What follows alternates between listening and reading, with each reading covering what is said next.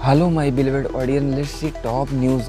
Madhya Pradesh government bans the sale of the cold drip syrup following the death of 9 children due to suspected kidney infection in Chindwala district.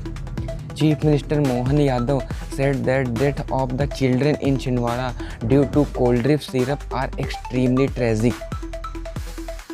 The Madhya Pradesh government has announced a complete ban on the sale of a cough syrup across the state after children's death due to kidney failure.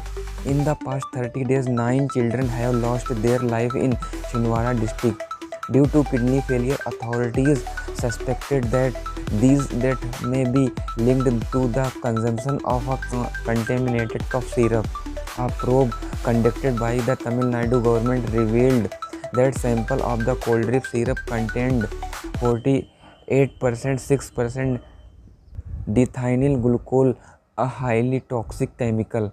Based on this, the Controller Food Drug Administration Madhya Pradesh issued order imposing a complete ban on the sale and distribution of the medicine. Chief Minister Dr. Mohan Yadav has announced compensation of 4 lakh rupees each to the family of the deceased children and assured that the entire treatment of the affected children will be borne by the state government.